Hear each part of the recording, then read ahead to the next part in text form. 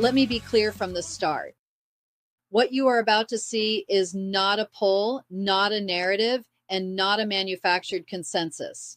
It is real footage, real statements, and real behavior, followed by my conclusions. You're free to disagree with my conclusions. You are not free to deny what is plainly visible. We are being told repeatedly that Americans are rising up against immigration enforcement, that the country is in revolt, that the people are united. But noise is not numbers, volume is not consensus, and intimidation is not agreement. A small group with megaphones can look like a movement, especially when cameras cooperate. Here is the reality.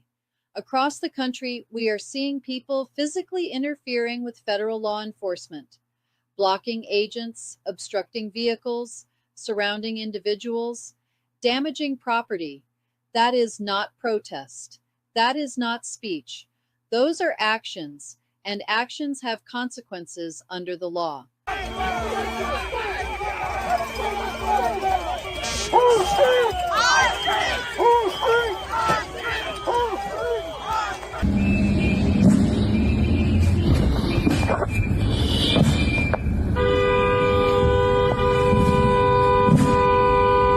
CNN has obtained some new video. Again, it's grainy and distant, but it shows 4 full minutes leading up to the shooting. It shows Renee Good's maroon Honda Pilot entering from the right there. Then 20 seconds later, someone gets out on the passenger side. We don't know who or why this person leaves the car. We then see her turn and pull perpendicular across the street, seeming to block the way. We can play. My car's bigger than yours. ICE! It's ICE! Please help me record. Get behind them if you have a car. Can you pull behind them? It's ICE. They're trying to kidnap people. Please pull behind them. Please pull behind them and park. Please. Put your car there. They're gonna move. Hurry, please. Can you guys block the road, please, so they can't get out? We have them blocked in, but we need more cars. 2 of them in the car. Now notice how these events are usually shown to you. Close-ups, tight framing, rapid cuts, emotion without context. Rarely do you see wide shots. Rarely do you see crowd edges. Rarely do you see scale. This is not accidental. Close-ups intensify emotion and inflate perceived size. They make small groups look massive. They turn chaos into consensus. That is not conspiracy. It is production technique. Next comes the language. First, it was legal observers, then community defense. Now we are hearing words like ethnic cleansing. That phrase has a real historical meaning, and it does not mean enforcing immigration law.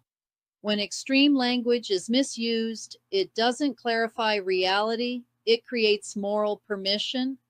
Once people believe they are stopping something evil, they justify behavior they would otherwise never accept. But when the city burned, after George Floyd, all of a sudden there were some charges. So for those who are on the media talking about, don't burn it down, don't set it on fire, let me tell you this, we need justice and we need it now. It is unacceptable to kidnap people who are simply going about their lives. I urge you to sign up for the Washington for All ICE mobilization alerts. And just real quickly, there are folks that are going to hear you say things like state-sponsored terrorism. You put out as a statement, literally, stop fucking with us, was your words. These are goons. And they'll say that is raising the temperature and actually puts some of this law enforcement officers in greater danger. What do you say to that? I said what I said. Okay. There is a deliberate refusal to distinguish between violent criminals and ordinary people, gang members and civilians, sex offenders and non-offenders. That blindness is required for the story to survive. Because once those distinctions are acknowledged, blocking enforcement becomes indefensible. You are also watching something else unfold. Independent journalists being surrounded, harassed, forced to retreat for safety, not because they are lying, but because they are uncontrollable.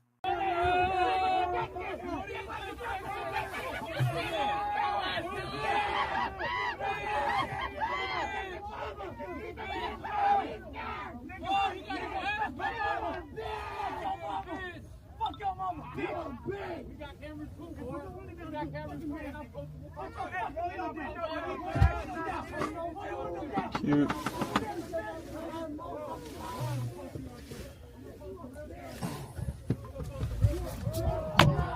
Get out of the way! Get out of the way!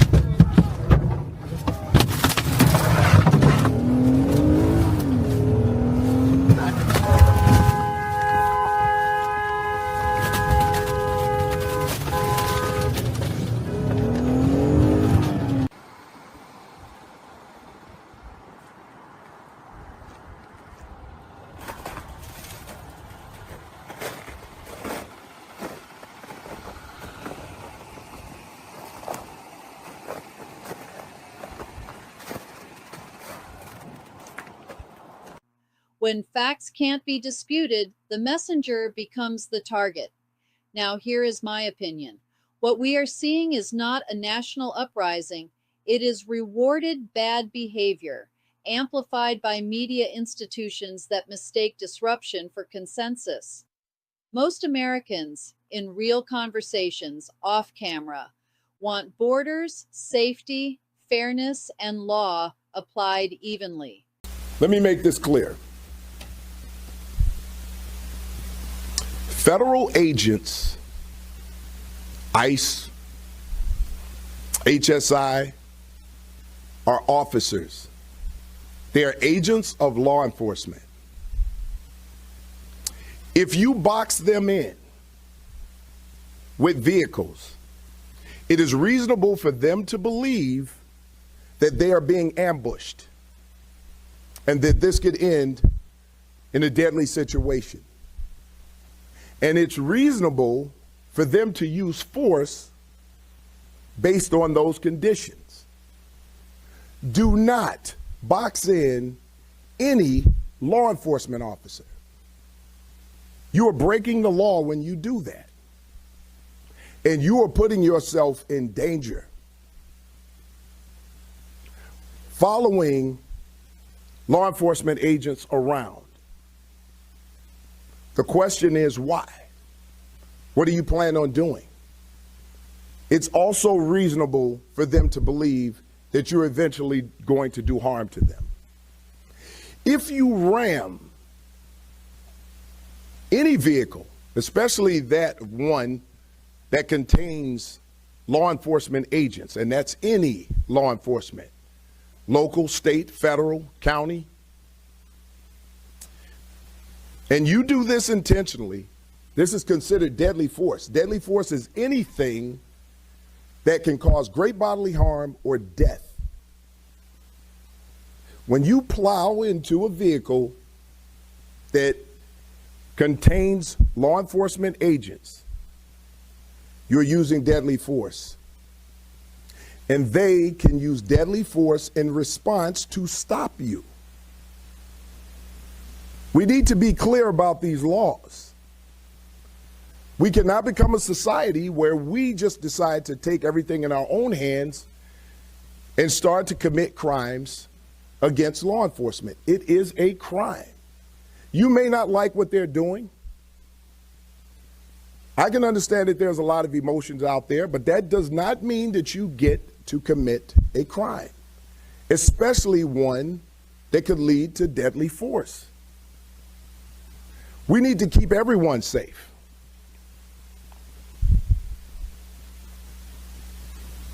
Our responsibilities when it comes to federal agents, and I've been asked these questions, we do not interfere with the duties and responsibilities of federal agents.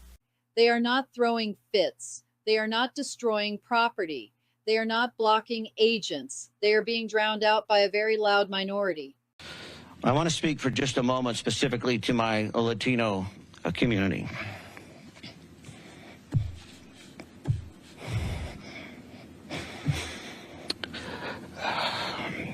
It saddens me that we even have to qualify these remarks, because I understand, or at least have attempted to understand through your voices, your concern, your fear, your anger. Now, tensions are flaring even higher in Portland, Oregon, after a Border Patrol agent shot a married couple there. At least 6 people were arrested yesterday and overnight during protests in Portland.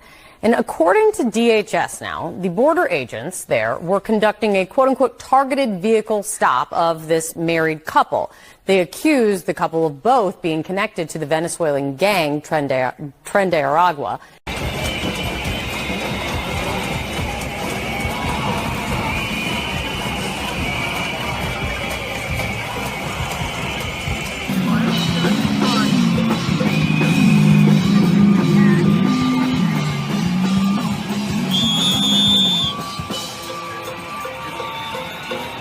This show operates on a few non-negotiable realities. Laws do not vanish because people protest them. Reality does not change because language is rewritten. Violence justified by ideology is still violence. If those truths are rejected, we are no longer debating policy. We are debating reality itself. When language detaches from reality, people put themselves and others in harm's way. That is not activism. That is not justice. That is delusion. And delusion does not get to rule reality unless we allow it to. I don't. Thanks for joining me today. I'm April Lejeune for the America Matters radio show.